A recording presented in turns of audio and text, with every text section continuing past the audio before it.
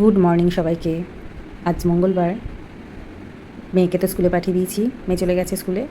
একটু বসলাম, দাঁড়াও তোমাদেরকে একটা জিনিস দেখাই। এই দেখো, এটা ডালিয়া ফুল, সবাই চেনো। এটা শীতকালই হয়, শীত শেষ, বসন্তও শেষ, আর কটা দিন বাকি আছে, গরম পড়বে। আর এই ফুলটা এতদিনে ফুটেছে। সারা শীতকাল সবার ডালিয়া ফুল দেখেই গেলাম, নিজের কাছে একটাও ফুল হলো না। তবু জল দেওয়া বন্ধ করে নিই। যাই হোক, অবশেষে একটা ফুল ফুটেছে, সেটা দেখেই ভীষণ ভালো লাগছে। সবার কাছে যখন ফুল নেই, আমার কাছে তখন একটা হলেও ফুল আছে। তো চলো, খাওয়া হয়ে গেছে, গ্লাস খালি। এখন ঘরে যাই, ওর বাবাও বেরোবে অফিসে, আর আমিও ঘরের টুকটাক কাজ আছে, সেগুলো করতে থাকি।